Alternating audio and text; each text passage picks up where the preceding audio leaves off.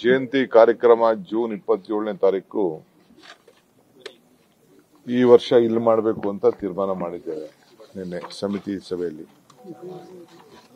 ಇಲ್ಲಿ 5 ಎಕರೆ ಜಾಗವನ್ನ ಕೆಂಪೇಗೌಡ ಪ್ರಾಧಿಕಾರಕ್ಕೆ ಇಲ್ಲೇ ಪಕ್ಕದಲ್ಲಿ ಒಂದು 500 ಮೀಟರ್ ದೂರದಲ್ಲಿ ಮಂಜೂರಾತಿಯನ್ನ ನಮ್ಮ ಸರ್ಕಾರ ಮಾಡಿದೆ.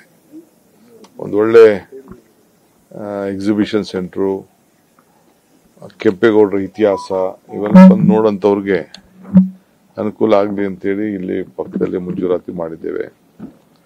ನಮ್ಮ ಕೆಲವು ಲೋಕಲ್ ಲೀಡರ್ಸು, ಆಫೀಸರ್ಸು, ಕೆಲವೆಲ್ಲ ಜನಪ್ರತಿನಿಧಿಗಳು ಪಕ್ಕದಲ್ಲಿರುವಂತಹ ನಮ್ಮ ಸೋಷಿಯಲ್ ವೆಲ್ಫೇರ್ ಇಲಾಖೆ ಜಾಗನ ಎಕ್ಸ್ಚೇಂಜ್ ಮಾಡಿ ಅಲ್ಲಿ ಇಟ್ಕೊಂಡು ಇಲ್ಲಿ ಪಕ್ಕದಲ್ಲಾದ್ರೆ ಈ ಹಾಲು ಕೂಡ ಬಹಳ ಭವ್ಯವಾದಂತ 100 ಕೋಟಿ ರೂಪಾಯಿ ಖರ್ಚು ಮಾಡಿದ್ದಾರೆ. 2 ಹಾಲ್ ಮಾಡೋಂತ ಅವಶ್ಯಕತೆ ಇಲ್ಲ. ಸಣ್ಣ ಹಾಲ್ ಬೇಕಾದ್ರೆ ಮಾಡಿ ಯಾವ್ದಾದ್ರು ಒಂದು ದೊಡ್ಡ ಕಾರ್ಯಕ್ರಮಕ್ಕೆ ಇದನ್ನು ಕೂಡ ಉಪಯೋಗ ಆಗ್ತದೆ. ಸೊ ಇಲ್ಲಿ ಮುಂದಕ್ಕೂ ರೈಲ್ ಬರ್ತದೆ, ಇಲ್ಲೇ ಒಂದು ಸ್ಟೇಷನ್ ಕ್ರಿಯೇಟ್ ಮಾಡಬಹುದು.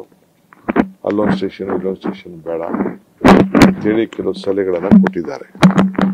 ಸೊ ನಾನು 2 ಸ್ಪಾಟ್ ನೋಡಿದ್ದೀನಿ. ಮುಖ್ಯಮಂತ್ರಿಗಳಿಗೆ ಕ್ಯಾಬಿನೆಟ್ ಮುಂದೆ ನಾನು ಈಗ ಪ್ರಸ್ತಾವನೆ ಇಡ್ತೀನಿ.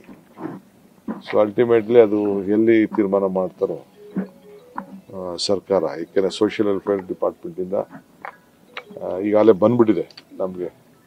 ನಾವು ಪಾಪ ನಮ್ಮ ಕ್ರಿಶ್ಚಿಯನ್ ಇನ್ಸ್ಟಿಟ್ಯೂಷನ್ ಹತ್ರ ನಾನು ಅವತ್ತು 5 ಎಕರೆ ಬಿಡಿಸ್ಕೊಂಡೆ. ಮುಖ್ಯಮಂತ್ರಿಗಳು ಆಗ ಎಲ್ಲ ಒಪ್ಕೊಂಡ್ರು, ಜಾರ್ಜ್ ಅವರೆಲ್ಲ ಸೇರಿ ಒಪ್ಕೊಂಡೆಲ್ಲ ಆಯ್ತು. ಅದು ಒಳ್ಳೆ ಜಾಗನೇ, ಎತ್ತರವಾದ ಜಾಗನೇ ಬೇಕು ಅಂತ ಅವ್ರು ಸೆಲೆಕ್ಟ್ ಮಾಡಿ ತಗೊಂಡಿದ್ದು. ಇದು ಚೆನ್ನಾಗಿದೆ, ಅದು ಚೆನ್ನಾಗಿದೆ. ಇವೆರಡರಲ್ಲಿ ಯಾವುದು ಅಂತ ಕ್ಯಾಬಿನೆಟ್ ಅಲ್ಲಿ ಇಟ್ಟು ತೀರ್ಮಾನ ಮಾಡಿ 27ನೇ ತಾರೀಕು ಇಲ್ಲಿ ಕಾರ್ಯಕ್ರಮವನ್ನು ನಡೆಸ್ತೀವಿ.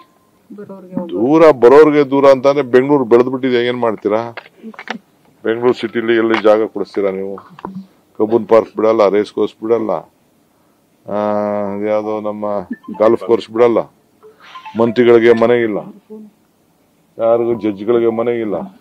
ಹೈಕೋರ್ಟ್ ನ ಮಾಡಿಸ್ಬೇಕು, ಒಂದ್ ಒಳ್ಳೆ ಕೋರ್ಟ್. ಪಾಪ ಯಾವ್ದೋ ಕಾಲದಲ್ಲಿ 50-60 ವರ್ಷದಿಂದ ಆಯ್ತು. ಪಾಪ ಹೈಕೋರ್ಟ್ ಅವ್ರಿಗೆ ಜಾಗ ಇಲ್ಲ, ಜಡ್ಜಸ್ಗೆ ಜಾಗ ಇಲ್ಲ. ಕೋರ್ಟ್ ನ ಎಕ್ಸ್ಪ್ಯಾಂಡ್ ಮಾಡಬೇಕು.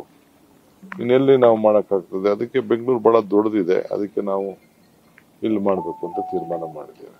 ಕಮಲ್ ಹಾಸನ್ ವಿಚಾರ ಕೂಡ ಚಾಟಿ ಬೀಸಿದೆ. ನೀವು ಕ್ಷಮೆ ಕೇಳಬೇಕಿತ್ತು, ಯಾಕೆ ಕೇಳಿಲ್ಲ? ಅದಕ್ಕೆ ಅವ್ರು ಹೋರಾಟ ಮಾಡ್ತಿದ್ದಾರೆ ಅನ್ನುವಂಥದ್ದನ್ನ ಹೇಳಿ. ಅದಕ್ಕೆ ಈ ಕೋರ್ಟ್ ಹೇಳಿದೆಯಲ್ಲ, ಕೋರ್ಟ್ಗೆ ಗೌರವ ಕೊಡ್ತಾರೆ ಕಮಲ್ ಹಾಸನ್.